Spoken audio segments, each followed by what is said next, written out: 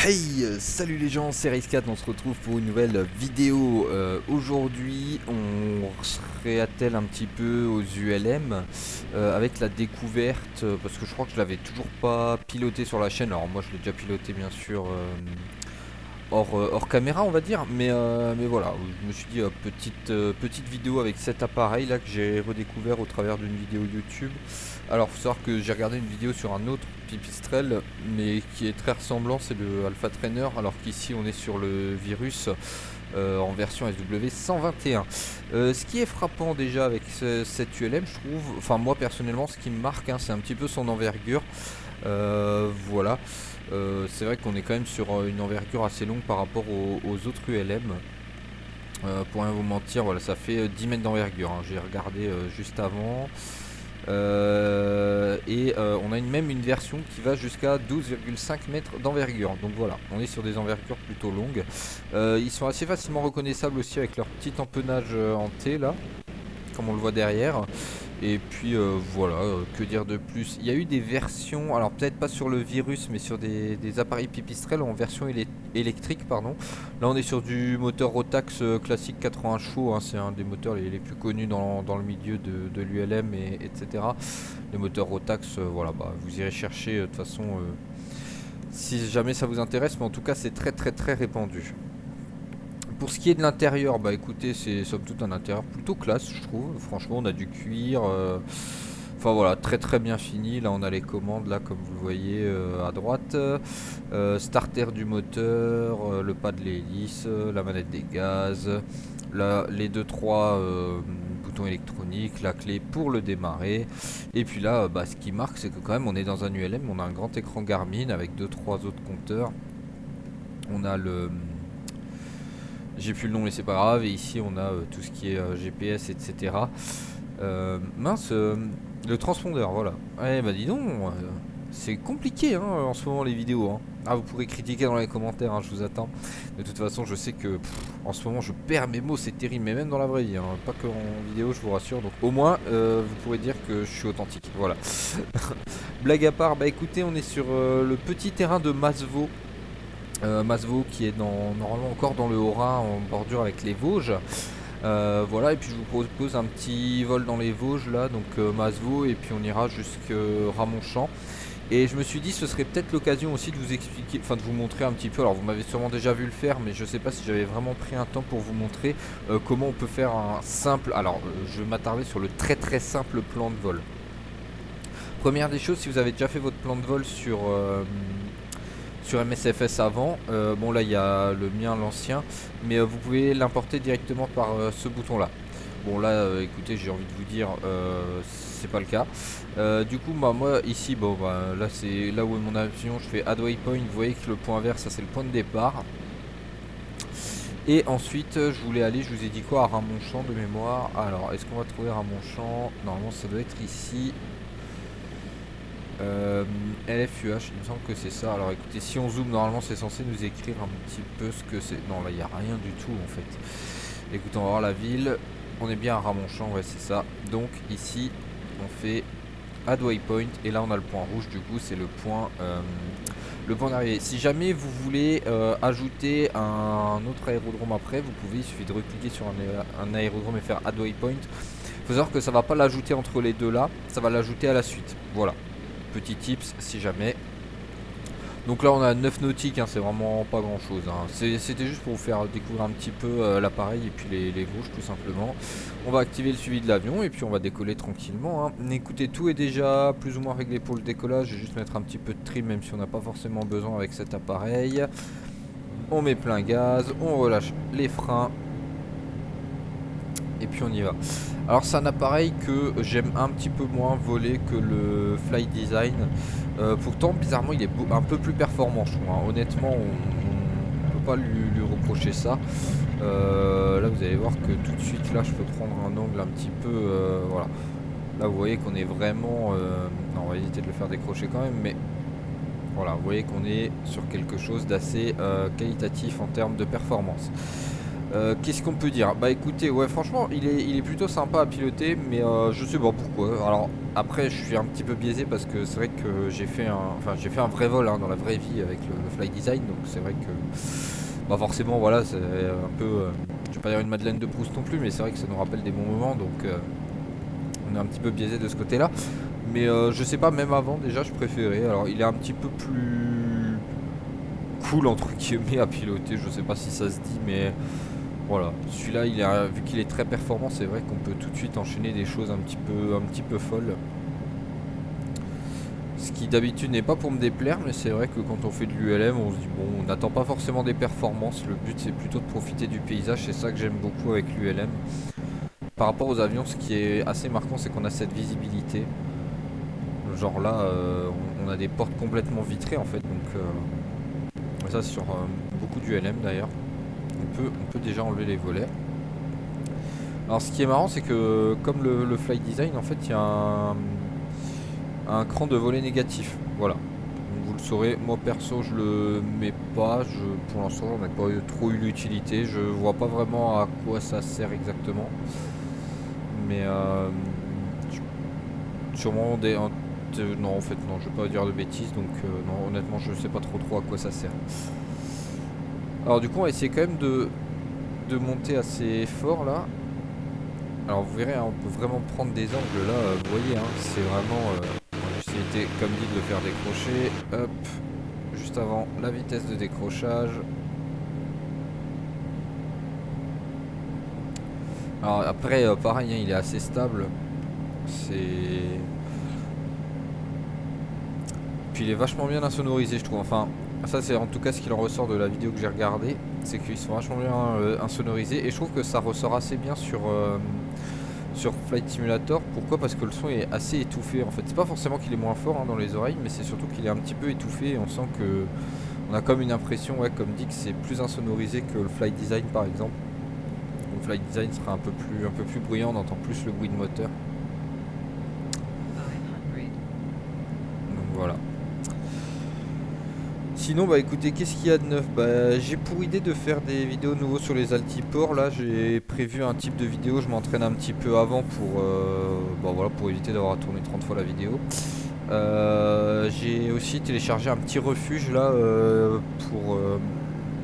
du côté de Chamonix, du côté du Mont Blanc. Je m'entraîne à me poser dessus. Alors ça pour l'instant ça méritera pas une vidéo hein. Je m'excuse mais vraiment mon pilotage il est tellement naze que là honnêtement je vous épargnerai cette vidéo. Mais ouais voilà, en tout cas sachez que c'est dans mes projets aussi de m'entraîner un petit peu au pilotage des hélicos et puis d'essayer d'atterrir un peu sur cette DZ qui est très compliquée. En fait ce qui se passe pour rien vous cacher, ce que j'ai un peu de mal à comprendre, c'est que dès que je m'approche de la montagne, en fait l'hélico chute d'un coup.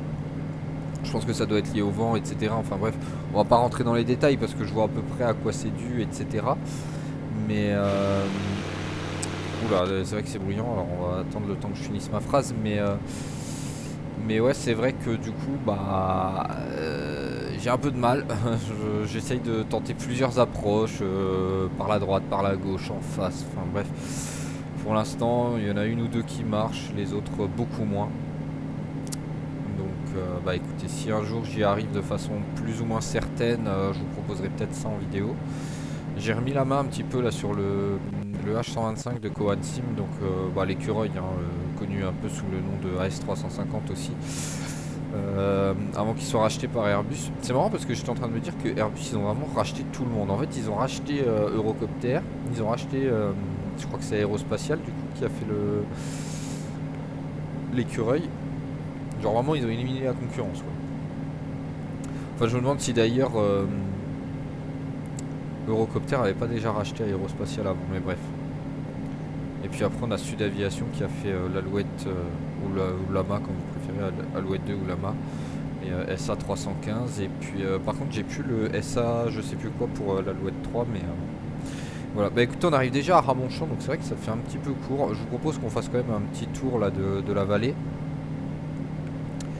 qu'on regarde un petit peu comment on peut tenter nos approches. Et puis bah écoutez, classico-classique des tests les tests des avions. Je pense on va se tenter une petite vitesse de décrochage, des choses comme ça pour savoir un petit peu, voilà. Là on a vu qu'en vitesse max, hein, on atteignait la zone jaune à 120 nœuds à peu près, donc on peut voler assez facilement à 120 nœuds. Là pour rien vous cacher, je suis à 50% de gaz et vous voyez qu'on était déjà à la vitesse, je vais pas dire la vitesse maxi mais presque. Donc voilà. Après c'est un avion, alors j'ai un peu de mal à comprendre parce qu'on est toujours à 5800 tours à peu près, enfin on est régulé. De base je suis pas sûr qu'on puisse faire pivoter le pas de l'hélice, donc c'est ça qui me paraît un petit peu bizarre. Mais voilà, donc là on doit avoir le... Non, on l'a peut-être déjà passé, mince, bon tant pis. On devait avoir l'aérodrome de Ramonchamp en dessous de nous. Et puis là sur cette belle vallée des Vosges du coup. Ramonchamp, où es-tu? Bah écoutez, ça va être le petit terrain là, je pense. Je pense que ça va être pas très facile hein, d'atterrir dessus. Alors là vous voyez là je suis... Là ça y est, là je suis plein gaz, mais avant j'étais à 80% de gaz, là on est à 20 degrés, enfin l'avion il grimpe mais comme si de rien n'était quoi. Normalement c'est un avion qui est super performant, alors il est très agréable à voler, hein. C'est pas parce que je préfère le CTSL qu'il est pas agréable, hein. Au contraire il est super agréable. Mais c'est vrai que bon voilà, j'ai peut-être pris trop l'habitude du CTSL aussi. C'est CTLS ou CTSL, je sais plus, à chaque fois je me gourre. Mais voilà. Et ouais, comme vous le voyez, alors on peut faire des petites cabrioles avec sans que ce soit trop... Voilà. Bon là je suis désolé, hein, l'ordi lag, j'ai essayé de baisser plein de paramètres avant parce que...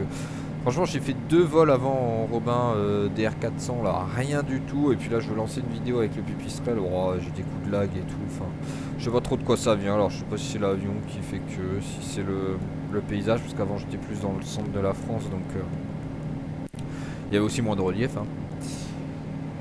Et puis là du coup on est à quasiment 4000 pieds, donc vous voyez on a pris quasiment 2000 pieds en a rien de temps, enfin vraiment... Ok, bah écoutez, je vous propose qu'on entame la vitesse de décrochage. Donc là on réduit les gaz, donc on est bien toujours à 0. Je vais juste le trimer un petit peu là, voilà. On est toujours à 0, hein, donc on est en lice hein, au niveau des volets. Alors, chose un petit peu incroyable, je vous montrerai après dès qu'on aura fait cette vitesse de décrochage.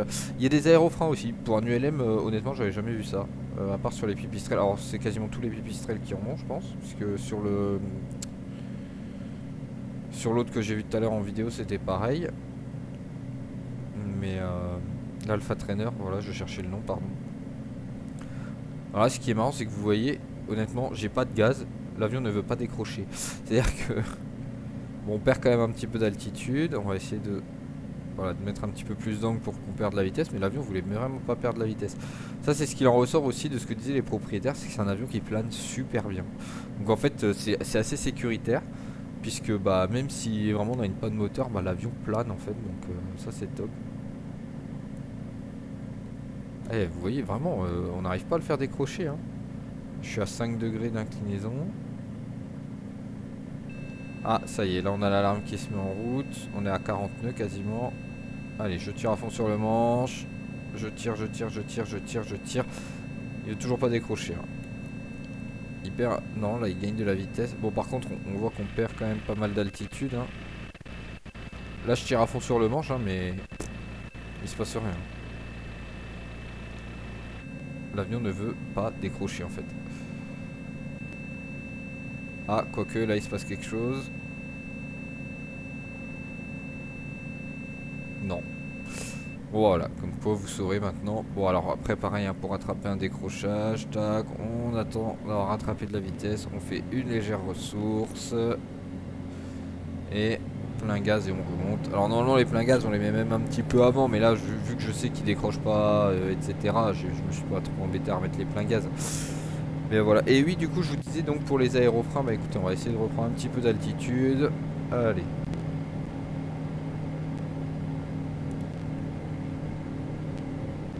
Hop. Alors comme vous le voyez, on peut vraiment tout faire avec cette ULM. C'est ça qui est assez agréable hein, finalement. Et puis là on a la vue sur toutes les Vosges. Alors les Vosges hein, c'est vraiment des petites montagnes hein. Je sais qu'avant quand on était sur les Altiports on était dans les Alpes. C'est vrai que c'était un peu autre chose. Et là vous voyez, là il monte tout seul hein. Bon alors après c'est vrai que je l'ai pas mal trimé. Donc on va enlever un petit peu la trim là. On va remettre à 8 ou 9 là comme il était au départ. Voilà, 8 ce sera très bien. Et du coup, alors on va essayer de recentrer un petit peu la vue, voilà. Et ouais, ce que je vous disais, donc les aérofreins. Alors là on est à 120 nœuds, hop.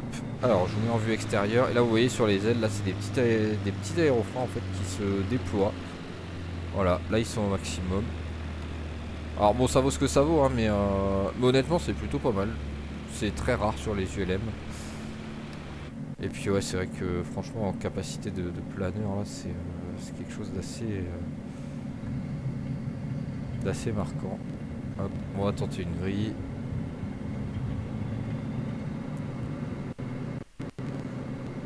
Ok, bon on a fait une légère survitesse. Alors on va faire un petit survol là de l'aérodrome pour voir un petit peu. Alors je pense que c'est ça, ok. Bon écoutez on est presque déjà bien aligné. Alors je vous propose qu'on se dépêche de sortir les volets. Au pire on sortira un petit peu d'aérofrein si vraiment on est trop rapide. Parce qu'on était vraiment bien dans l'alignement là. Ouais, on est un petit peu... Ok. Bah écoutez... On va sortir un petit peu d'aérofrein quand même parce qu'on est un petit peu rapide là. Ok, nickel. Hop, je re-rentre les aérofreins parce que là on est un petit peu lent peut-être.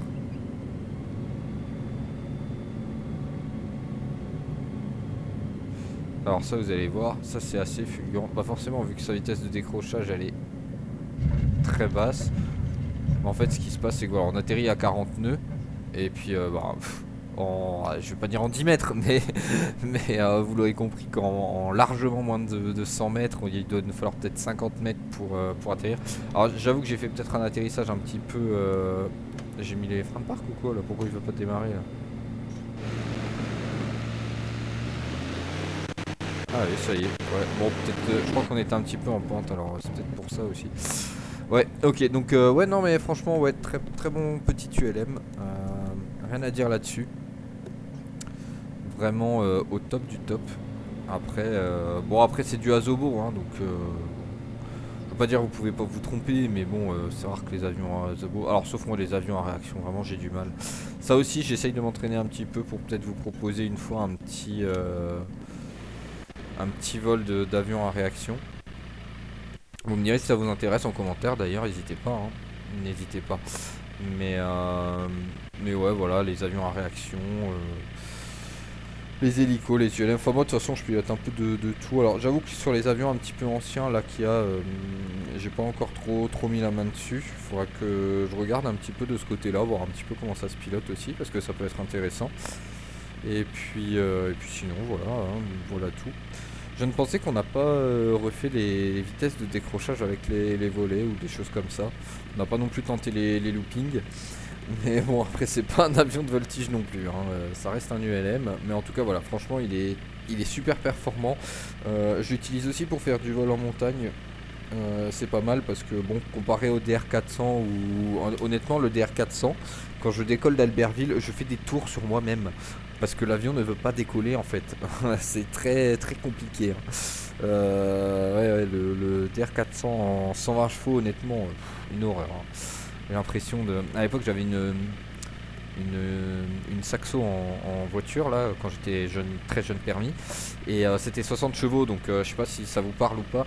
Alors certains me diront ouais bah 60 chevaux on avait encore moins à l'époque, oui je suis d'accord mais honnêtement j'avais une montagne à passer parce que je faisais mes études à Nancy et je vivais en Alsace et entre justement il y a les Vosges donc il y avait une montagne à passer et honnêtement je vous raconte pas j'étais à 50 dans la montagne, enfin, c'était horrible, j'arrivais pas à monter la route donc ouais c'était quelque chose hein. Bah là c'est pareil le Robin DR400 honnêtement j'ai l'impression de revivre ces années là, enfin bref ça c'était l'histoire de ma vie. Je sais pas si ça vous intéresse, en tout cas voilà vous aurez une petite anecdote.